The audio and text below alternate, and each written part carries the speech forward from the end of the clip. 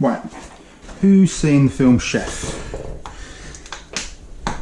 I hope everyone's got their hands up at the moment, because if you have one iota, even the slightest bit of interest in food, you need to go see the film Chef. Absolutely brilliant. Jon Favreau and a load of other people. Scarlett Johansson's in it for a bit.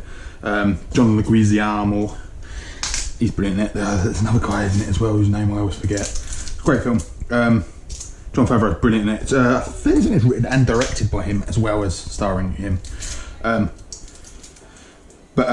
there's a TV show as well that I cannot praise highly enough, just called The Chef Show, which is, so in Chef, Jon Favreau plays the chef. There's a guy in America, Roy Choi, who's kind of like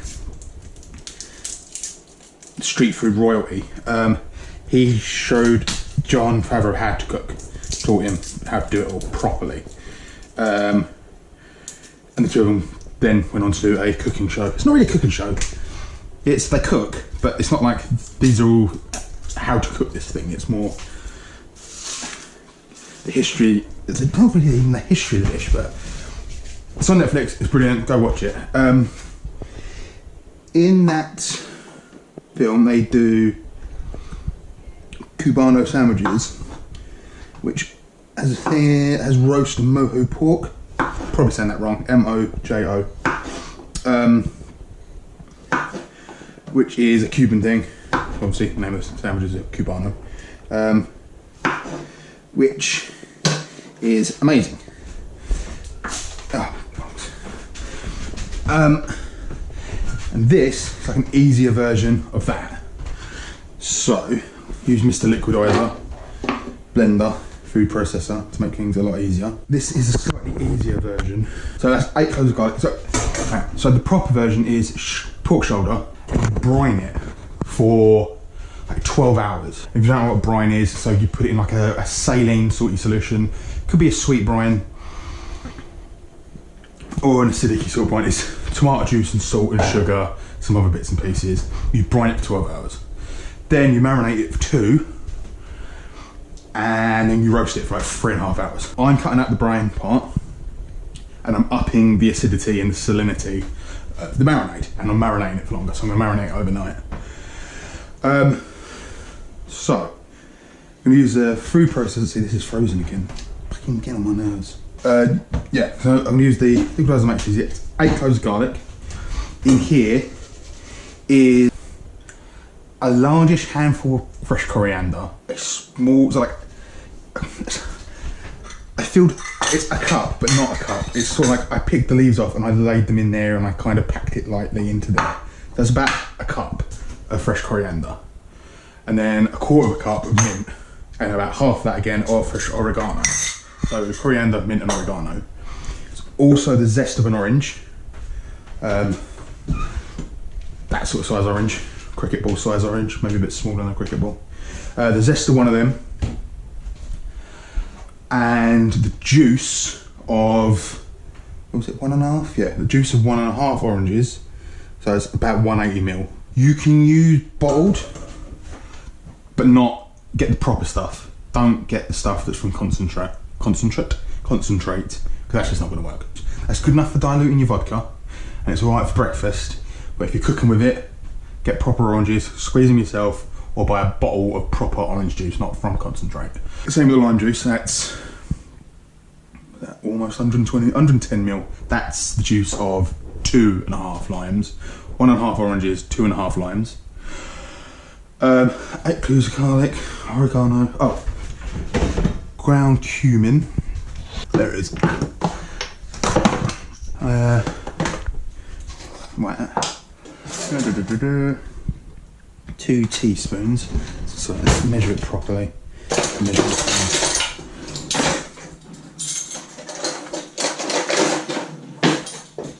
Drawers falling apart.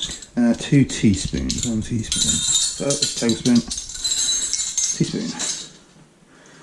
Put this straight in here.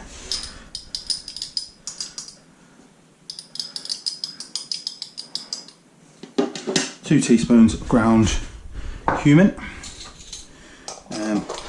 This is one of the sort of times when ground stuff, this is fine. If you want to roast, toast and grind your own cumin seeds and do it, fine. Wasting your time, really. If anything, this might be better because it'll be a bit sweeter this way around. You kind of want that sweetness. Salt, teaspoon of salt.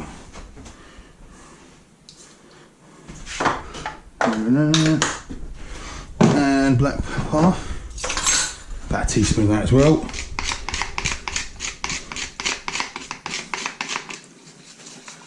Right, into this.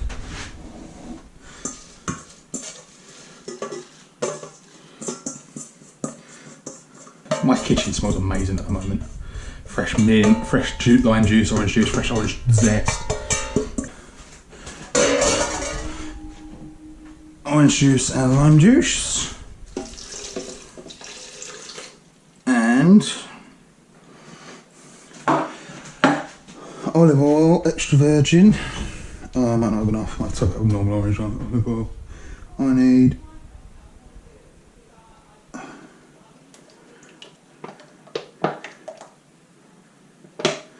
almost, it's 150ml, I need 180, which is an orange and a half's worth, as I've found out recently. That's olive oil. This is, I'm going to top it up with just normal olive oil. There you go. In with that.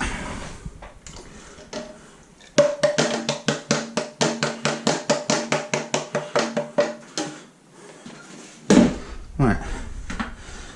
Blitzy blitz blitz.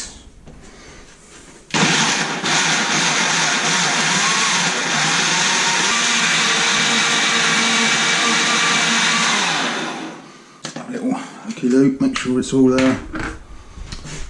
blitzed up properly. And chunks of olives, garlic.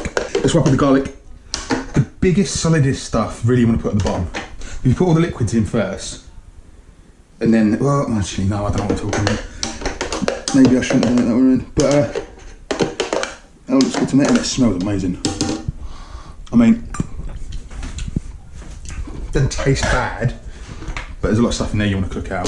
Cumin, garlic, give it a little bit. Right, let that sit and settle. Now I've got to do a bit of butchering. So this is 1.5 kilos pork shoulder, boneless. Come on. This marinade, I'd say, is good up for about 2 kilos.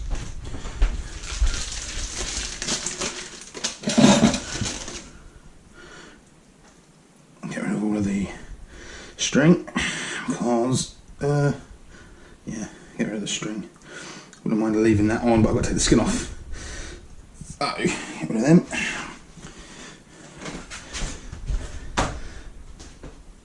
Shouldn't need much slicing, but you want to just peel back and just slowly remove. It's nice, not sharp as it used to be. Find a different direction.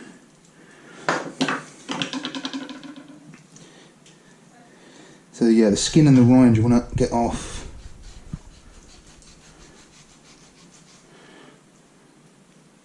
Right, I'm going to pause and get a better knife. I don't know what's happened to this. I don't have to done something to it and take the edge off.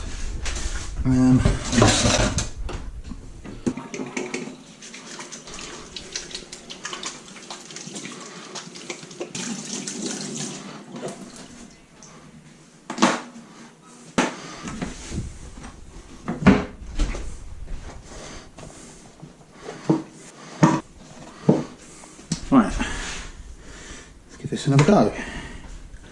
And I've got to figure out where best to come at it.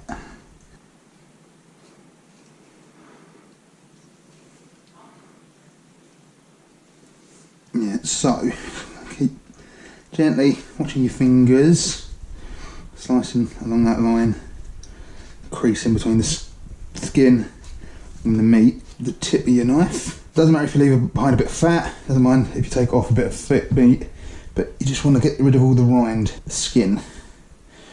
And I'm not going to throw that away though, don't worry. That's going to be pork scratchings.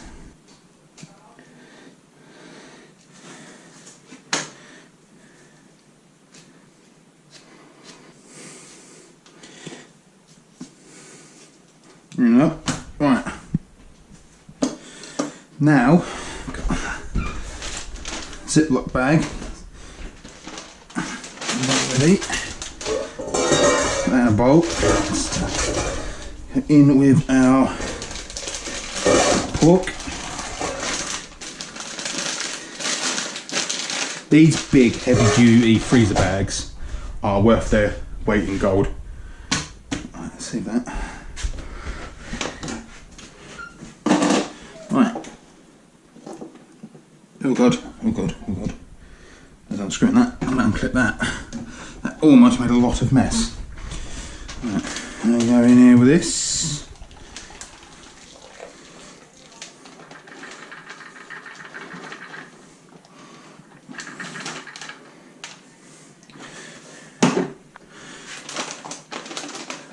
Squeeze out the air as much as you can. Give it a massage. Right, yeah, and plonk that in your fridge. Up to 12 hours. What time is it now? It is 6:30. So that'll probably, what I will probably do is get that out of the fridge tomorrow at about 8 o'clock in the morning. So it'll be in there for more than 12 hours. Yeah, I don't see any problem with that. It'll be fine. Let it come up to room temperature and then we'll roast it off, but I will come back to that then. And I might, as a footnote, show you how to make some pork scratchings if you don't know how to do that. This is going to go in the fridge as well. Preferably uncovered so it dries out a bit, but I don't know if I've got the room to do that. Get that on a plate. Right. So yeah, see you tomorrow sometime. Right, so that's the next day. I've taken the pork out of the Ziploc bag with all the marinade into a pot. I'm going to keep the marinade, I'm going to cook it, reduce it down, put some sugar and some bits and pieces in it and marinate it into a sauce. Got my cast iron casserole dish out, so I'm going to roast the pork off in that. If you haven't got one of them, just a roasting tray or oven tray, anything with a decent lip on it. I suppose you don't even really need a lip on it, but you're going to want to cover it, tent it with a bit of foil for 2.5 hours. We're going to cook it covered. Whack it on, like a roasting tray, you know, like the wire mesh sort of things. Stick it on one of them, you want to elevate it a little bit so you get decent airflow, but also so that the bottom of it don't burn. I haven't got one of them that will go in here. So I'm just going to whack it on a couple of trivet of onions. Top and tail them, whack them down the middle. No, go that way. That's gonna be fancy. Whack them in there.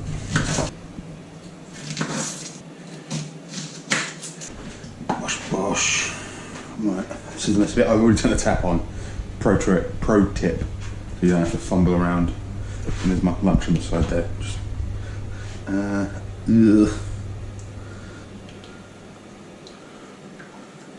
you don't need to worry about getting all that marinade off.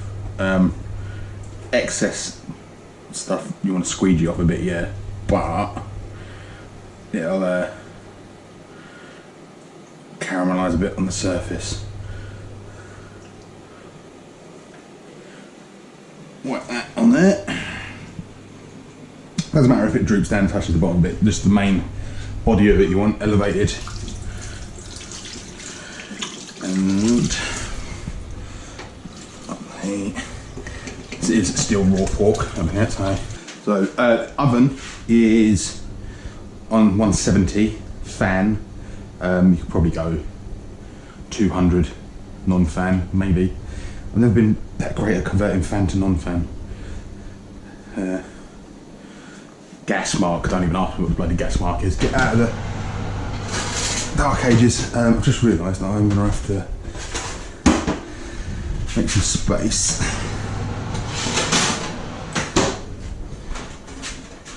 because I've only got a diddy oven. Right.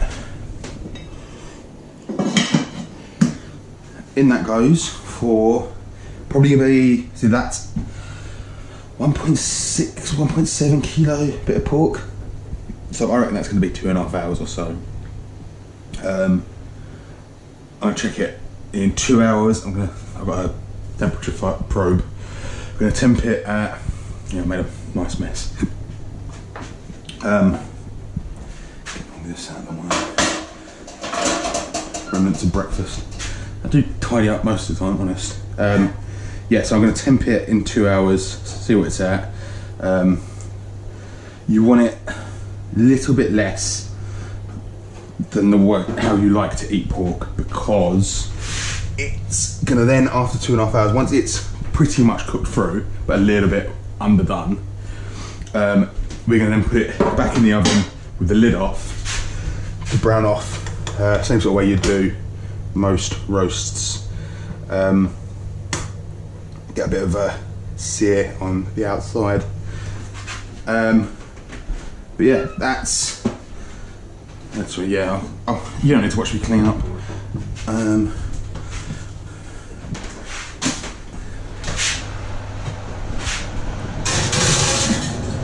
Yeah, see you in a minute. Well, when that's ready, so maybe 2.5 hours time. But actually longer than that, because like I said, I'm going to take the lid off, let it brown up once it's pretty much all done through. So I'll see you when that's cooked. Right, so a couple of days later, here's the pork. What's left of it at least. I've already had some of it, made some tacos with it. Can't remember where we left it. Went in the oven.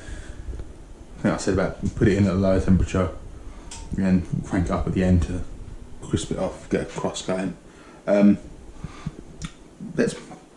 Now I'll make some cubanos. I don't have,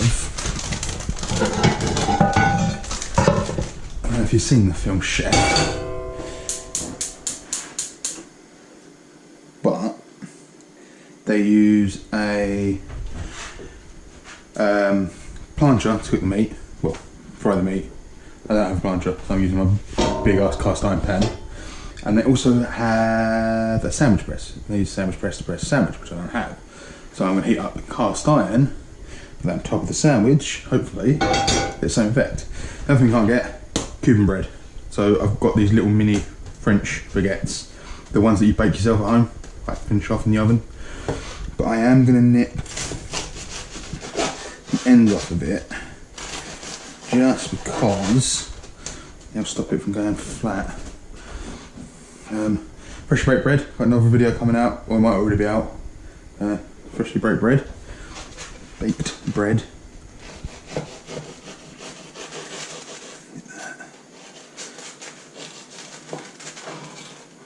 So yeah, if you haven't seen Chef, and clearing now, or don't know what cubano is in general, cubano is Cuban roll, mojo pork, smoked ham, Swiss cheese, oh, mustard. So, first of all, let me take a cut. This will do. A couple of slices of the mojo pork.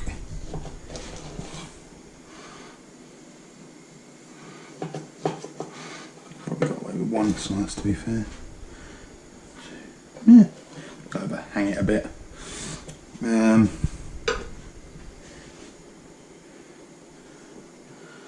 I'll wait for that to heat up. Slice some gherkins.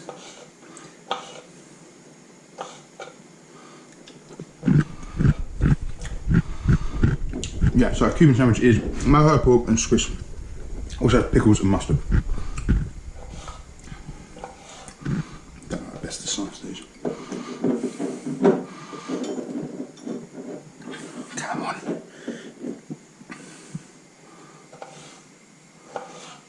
Should be enough. Right.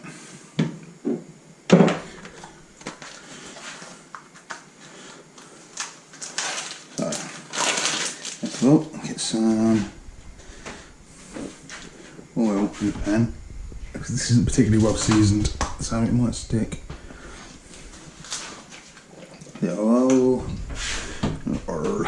So that in there. In with some ham.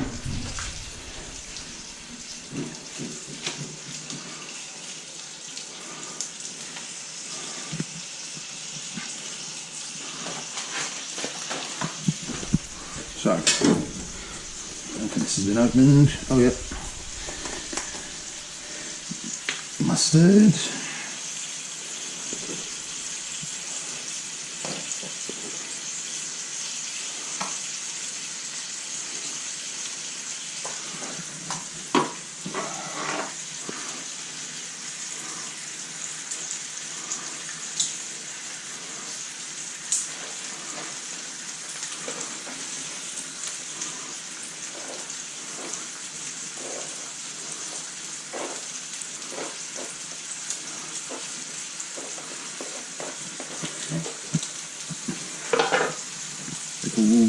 Up Swiss cheese.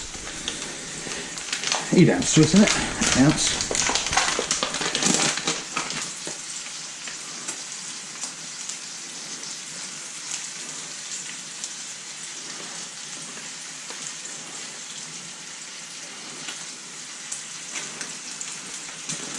Cheese.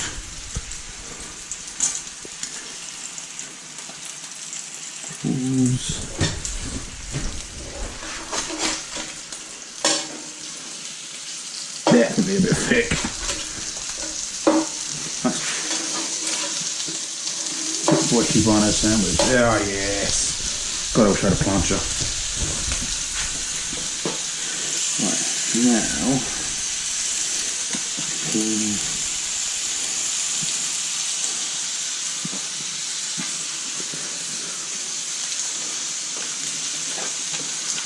the butter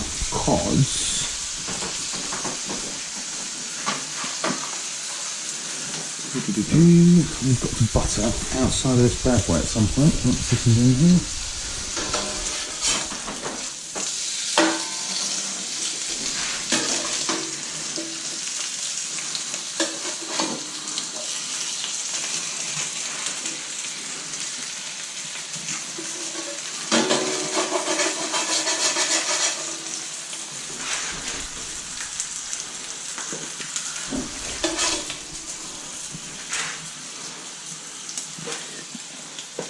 A bit smaller.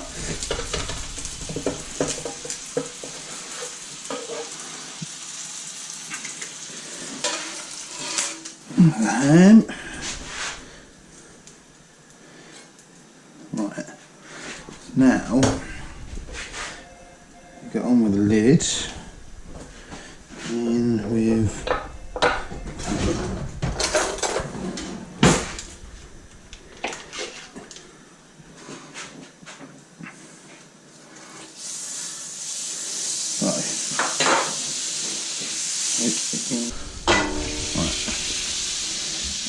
bottom out in there like that, and then with butter at the top of this.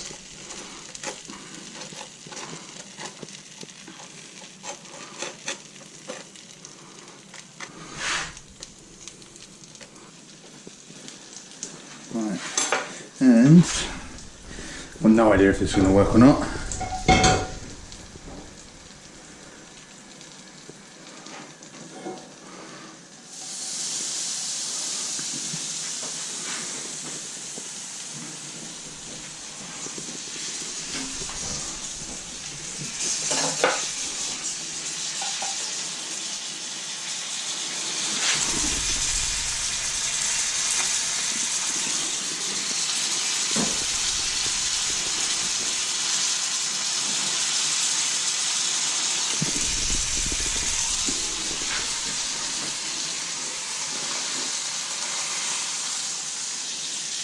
Oh yeah! Oh, sideways though.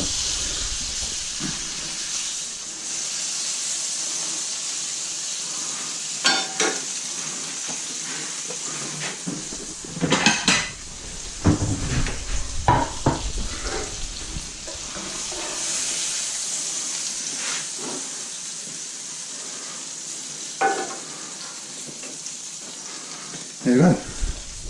Mess of a pan, smoky room, but dog's bollocks of a sandwich. Bosh.